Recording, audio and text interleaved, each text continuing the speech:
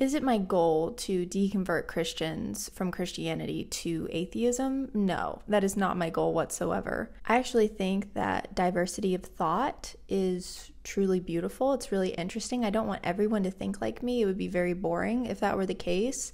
And I think it would be very elitist of me to think that my one way of looking at the world is the one right way to look at the world. So no, I do not want to deconvert Christians to atheism. That's not my goal. Do I mind if that happens? Absolutely not. I mean, it's your journey. It's your choice. It's not my goal. It's not my interest. I'm not setting out to do that. Is there anything I would like to see change in religious communities? If there are Christians voting for Christian nationalists, I would love for them to stop voting for Christian nationalists. I don't think all Christians do that. And so if you're a Christian who votes for people who support the separation of church and state, you're not pushing your own religious morals on anybody else, I would say you're doing great, and I'm very grateful to you. Why share your experience if it paints religion in a bad light? I understand that my experience is very different from other people's experience. In a lot of ways, it's the same. Like, there's people who are deconstructing from Christianity who have told me that they relate so much to what I'm saying. But there's also people who are still Christian who it's the best thing that's ever happened to them. And it makes them very happy. And they wake up excited to do their devotionals and to dedicate their life to this higher power. But I think as soon as we start treating personal experience as an attack on somebody else's personal experience, we're failing. Those sorts of experiences deserve to be heard too, not just the positive ones. All experiences deserve to be heard. For me, I want to hear different experiences, so I'm going to share mine. Welcome back to the Steel Woman podcast. I'm your host, Osley, and today I am going to be doing a bit of a welcome back episode because it has been about a month since I posted an episode. And I just want to check back up with everybody and give some updates about what this channel, this podcast is going to look like, all of that stuff. So let's just get right into it since I tend to be pretty long-winded. Number one, why did I take a break? The first reason is that I felt like I was getting sucked into making content through my emotions and emotional reactions rather than being intentional and thoughtful about what I was saying. This is tricky for me because I tend to put a lot of passion into what I'm doing. If I'm not passionate about something, it's very hard for me to do it, period. So there are emotions involved. Obviously, I'm not a robot. But these sorts of conversations can be very emotionally charged, very controversial. I know there's some people who would be offended by the fact that I'm even sharing a negative experience with Christianity. I can get really upset and angry and frustrated. And what I've found is the more time that I spend online, the more time that I spend on TikTok specifically, I find myself getting sucked into responding and reacting rather than sharing. I want to share what's going on. I don't want to be constantly triggered and have like these reactions to what's going on because it's very dysregulating to me. I'm very sensitive. I'm extremely sensitive. I think some people can just self-regulate a lot easier. It's quite a flex. I wish I could too. But I felt like my content was just becoming more emotional than I wanted it to be. I was reading my Steel Woman description or standard the other day, and part of that description is to be empathetic, respectful, and kind, and to promote those things. And I would give myself maybe a B on how I've done so far, but there's been moments where I've definitely felt just angry, and I think that's come across, and maybe I've said things that weren't kind. And I mean, I think I've done a pretty good job. I don't think that I've been rude and over the top and hateful or anything like that, but it's so hard to remain, like, just to be above it all because there's just a lot of toxicity online, and it gets challenging at times. So I took a break because I felt like I was getting pulled into that cyclone of toxicity, which is mainly on TikTok, but and if you haven't noticed, I'm taking a break from TikTok. I've made my profile private. If you're following me, you can still see all my videos, but if you don't follow me, the profile is private and I'm taking a break as of September 19th. Second reason I took a break is because I got triggered, I guess. I had a lot of anxiety and guilt and shame come up for me a little over a month ago. Gosh, maybe it was 2 months ago now that I posted a video talking about my homophobic beliefs that I had when I was a fundamentalist Christian. And it went semi-viral, maybe got like 300,000 views. And most of the comments are positive and appreciative that I'm sharing that part of my journey and that I'm not keeping that a secret. But it was really hard to admit that so publicly. And I don't want to like play the victim card. Like, it's so hard having to admit that I used to be whatever. But that is the truth. I just felt really embarrassed and ashamed. And I felt like, man, I'm a bad person. I'm evil. I can't believe you would do that. Yeah. I think I've been doing a lot of thinking about, and I'm going to talk about this in a second, but I've been doing a lot of thinking about what is the role that those feelings play. Guilt, shame, embarrassment. If nobody felt those emotions, then we'd never have remorse. We wouldn't regret doing harmful things, and we wouldn't avoid doing harmful things in the future. In a way, those emotions are helpful because they teach us lessons and they keep us accountable. But they are so toxic to hold on to every day. They are so toxic when that is the main emotion, the main feeling that's rushing through your body. If you're just hating yourself, you're really not doing the world any good. And so it can actually be a really selfish thing to wallow in guilt and shame, because it's like you're trying to make yourself feel better by hating yourself, but that's not actually helping anybody. The third reason is I wanted to put more time and effort into listening to other voices, other people share their experiences, because I still have a lot to learn. I'm still deconstructing. Just because I'm an atheist doesn't mean that I have addressed all of the patterns in my life, all the habits in my life. I'm still deconstructing and I'm learning about other people's experiences that are very different from mine, and how my voice is not the only voice that matters here. My experience is not the only one that matters here. And I just have a lot to learn. And so as much as I love showing up and sharing my experience and talking with you guys, I know that I need to be spending just as much time, if not more, listening to other people too, so that I can learn and not just be in my own bubble. Well, I guess the final reason is I just didn't really know what I was trying to do with this channel. I felt like, what am I doing? Is this channel just going to turn into, poop on Christianity channel, or talk about how great it is to be an atheist channel, or what am I doing?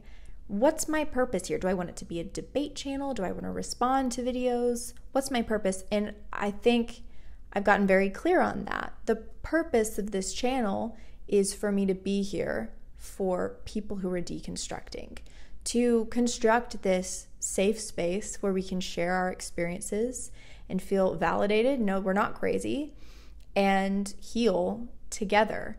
I want this to be a really positive and healing space for people. I'm not interested in debating with Christians. I'm not interested in responding to Christian videos to invalidate their experiences and make them feel bad about being a Christian. I think everyone has their own unique path. I want to help. I want to be a positive influence. And it's a controversial thing, leaving religion.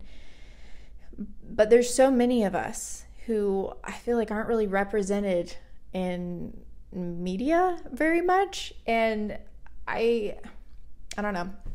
I want to help people feel less alone, because when I was deconstructing, I felt so alone. That was the worst part, feeling isolated, feeling like there weren't other people going through that. When I found the community online through TikTok and discovered that I wasn't alone, it was a game changer for me. We all need community. And that's what I want this podcast to be. Now I want to talk about what I've been deconstructing during this break, because again, I'm still deconstructing. And, just a little recap. What does deconstructing mean? Because somebody commented on one of my TikTok videos, it's become this buzzword. It's overused and whatever. Deconstructing, for me, is a process of critically analyzing my beliefs and investigating my own patterns and ways of looking at the world. So the first thing I've been deconstructing is the idea of sin. Something that I realized I was doing this past month is unconsciously, I was resisting becoming the atheist stereotype because I was still operating under this fallacious way of reasoning that I used to have as a Christian.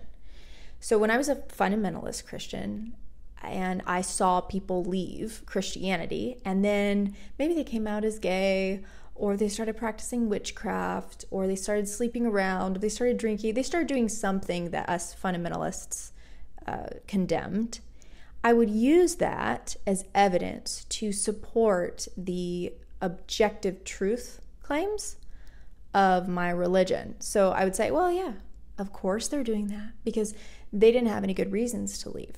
They just wanted to sin. They know deep down that what they're doing is making God angry, and they have to deny him in order to let themselves sin. I used to truly believe that people who left Christianity and started acting worldly were proving that Christianity was true somehow. And I've realized since, intellectually, that's irrational. It's fallacious reasoning. Just that doesn't logically follow, right? Just because somebody leaves a religion and now is free to do whatever they want and so does whatever they want doesn't mean that that religion is true, because you have all sorts of religions who have vice lists, and as soon as a person leaves that religion, they don't subscribe to that vice list anymore. They don't believe it anymore. There's no threat of hell. It doesn't mean that that religion is true. I would have had to apply that same logic to every religion in order for it to make sense, and it still wouldn't have been logically sound. But I realized that I was still operating under that belief as an atheist because I am so profoundly and deeply aware of what fundamentalist Christians think about me. And I'm aware because I used to be like that. It's like sometimes I can just hear the fundamentalists in my life. Like, I know what they would say. I know what they would say. I know what they would think, because I thought like that for 26 years of my life. And I realized that I needed to truly let go of this desire to somehow prove them wrong. And because the only way to prove that wrong, or to not fall victim to their assumption, is to not become the stereotype. Does that make sense? I feel like I'm doing a really shitty job of explaining this. In my mind, I was like, if I just don't sin after leaving Christianity, then nobody can say that I just left to sin. Does that make sense? Like, if I just don't, no one can know that I'm using tarot cards, because if they know, they're just going to be like, see, I knew it. So there is this, I refuse to be caught, because I don't want to give them the satisfaction. And it was actually getting in the way so much of me just living authentically and exploring things that I was interested in. And so I had to deconstruct that. Why are you still doing that? Of course, there's an element of pride and not wanting the smug reaction, because it just, it makes you angry to see somebody smug, oh, I caught you. But then I also realized that I was still subscribing to the idea of sin, and I had to deconstruct that. So what is sin? Sin is a list of things that religion comes up with that says you can't do because it's going to make God angry. In whatever religion, I don't know if sin is only a Christian thing, but essentially it's a vice list. It's a list of things you shouldn't do, otherwise it's going to make God mad. And once I realized that, okay, actually sin doesn't exist. It's just an idea. It's a social construct. It's a religious construct. Not so much a social one as it is a religious construct. I don't subscribe to it anymore, so it just doesn't exist. I think there was a part of my fundamentalist self that was still so conscious of the things that I was doing, oh, this is a sin, or this isn't a sin. It's it doesn't, you're stop. You don't subscribe to that belief system anymore. And still to this day, I'm very conscious of it when I do something that I would have believed was a sin when I was a Christian. There's this little voice inside my head like, ooh, you're... And then the fundamentalist voice is like, ooh, and that's the Holy Spirit convicting you. And it's just a whole onslaught of repeated thought patterns that I've had my entire life, that I was indoctrinated into, that are so hardwired into me. And so once I realized that I was still a victim of those religious tenets and the religious system that I had been in, I realized I need to be very active in resisting that. And so now I'm very open about the things that I'm trying, the things that I'm exploring, because I know I need to almost expose myself to the smug, like, ooh, I told you, in order to get over the fear of it a little bit. So it's like, I need to read those comments. I need to see that in order to be like, yeah, that they're just operating under that fallacious reasoning that you used to, and it's fine. And it doesn't actually mean anything. And so, yeah, that's what I've been working on. That's why I shared videos of me doing tarot. I'm just trying to embrace it a little bit, because there are parts of me I'm like, I want to explore other things now, and I'm free to. And so I wanted to share this analogy. I cannot for the life of me remember if I've shared it before, but this is an analogy that's really helped me deconstruct this idea of sinning as an atheist, proving Christianity correct. Let's say that there's this anti-carb religion, right? If you eat a carb, you're sinful, or you're sinning. And if you don't repent, you're going to go to hell, right? And so you have apostates of this no-carb religion. They leave, and what do? They start eating carbs, right? They try carbs. They realize, oh, this actually gives me energy. This is actually great. I think carbs are really useful. I'm going to eat carbs now. And the people from the no-carb religion are like, see, they were never true no-carbists, because they are eating carbs now. And that's the only reason they left, to eat carbs, even if the people tried carbs after they left. But, I digress. The order never matters in this fallacious reasoning, of course. So yeah, the people who are still in the no-carb religion think to themselves, well, this is proof that our no-carb religion is based in objective truth. Because you see that the people who left are eating carbs now? Of course, that's a non sequitur. It does not logically follow. It makes no sense. It's actually more likely, it makes a lot more sense that it's just your religion was restrictive. And the people who left realize that now, and they can do whatever they want, and they actually are reaping the benefits from now not being so restrictive. That analogy helped me a lot because, of course, carbs is a very morally neutral thing. Whether or not you eat carbs does not mean you're a good or a bad person. And a lot of sins are just like carbs. They are morally neutral. Whether or not you choose to get a certificate of marriage to another individual before you have intercourse with them does not make you a good or a bad person. Does not mean you should go to hell or go to heaven. It does not matter. It is your personal preference. Another one being tarot cards. Me shuffling a deck of cards and journaling about it harms literally no one. It is morally neutral, right? The way that I use tarot is morally neutral. Yet in Christianity, it would be wrong because it is opening a portal to demons or whatever. I don't even know. But I don't think all Christians think that. I think it's really just like a fundamentalist Christian thing. But yeah, that helped me a lot to realize, it's actually completely irrational. So maybe that'll help somebody. Another thing that I've been deconstructing is guilt and shame. Guilt and shame is something I felt my whole life because, of course, when I was a Christian, I was taught that I needed to accept how guilty and depraved and shameful of a being I was in order to fully accept what Jesus did on the cross for me. Like, I couldn't accept salvation if I didn't first accept what a wretch I was. And so that was really encouraged, this sort of self-hatred and dejection. And then, my self-worth was only found in Jesus. So yeah, guilt and shame, big theme of my life. And now that I've left Christianity and I mentioned this earlier. I shared a video on TikTok talking about my homophobic beliefs that I used to have. I'm not a homophobe anymore. And it kind of popped off a little bit, and it triggered a lot of guilt and shame, because that is a part of my story that I wish never happened. I deeply regret. I was feeling really guilty, ashamed, embarrassed, anxious. And I was resisting all of those emotions so much. I didn't want to feel that way. It was devastating. It was triggering to my past.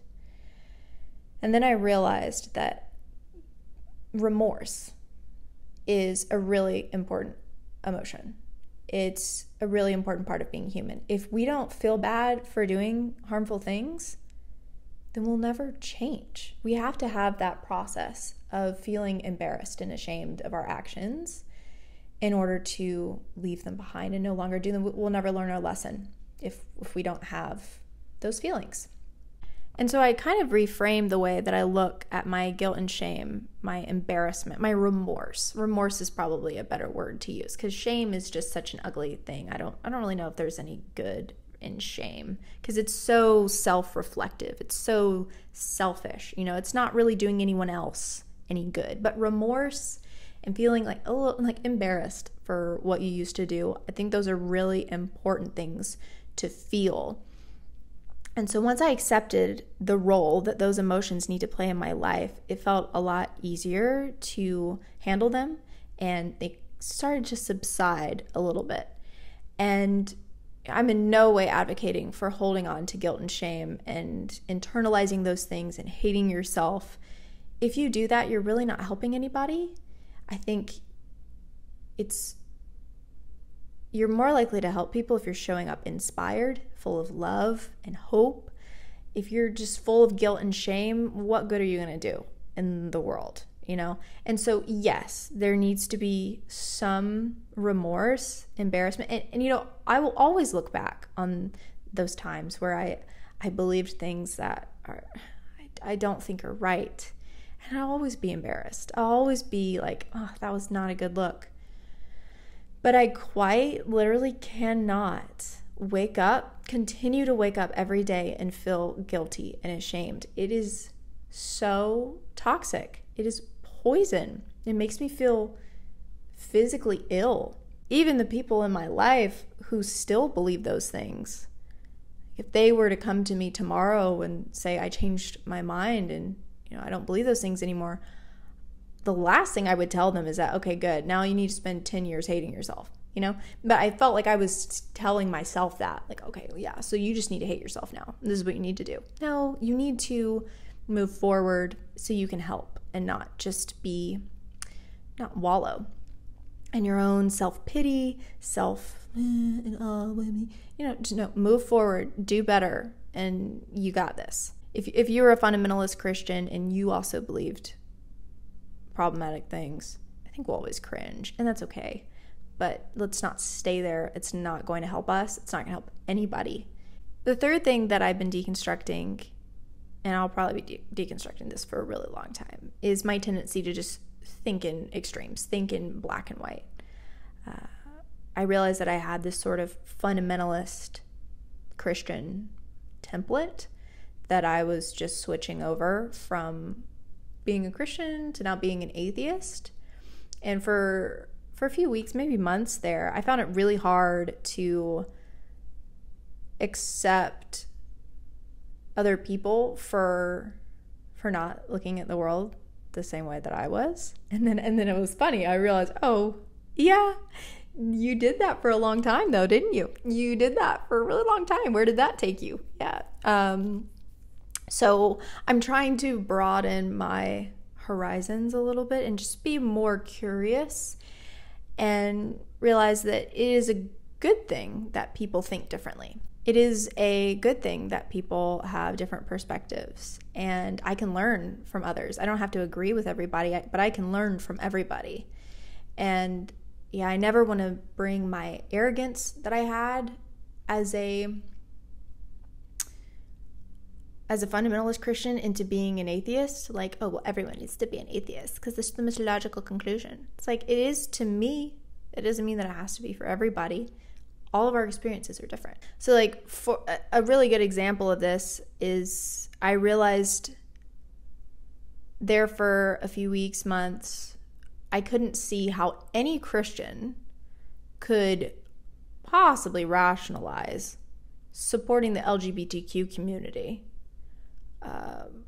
If we're reading the same Bible, like clearly the Bible condemns it, so you can't be a Christian and also support the LGBTQ community. Sorry, it just doesn't make sense.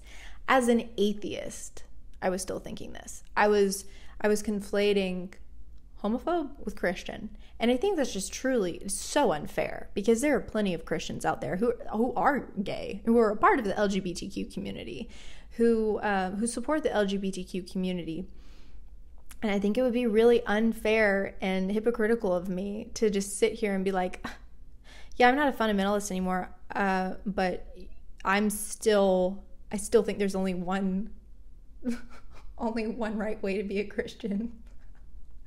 Oh my God. I remember I had a conversation with someone who is a Christian after I deconstructed. This was a few months ago, and I can't remember what they said, but it was something that did not theologically make sense to me. I was like, why would you call yourself a Christian? If you believe that, then why are you even a Christian? Like, that's not real Christian.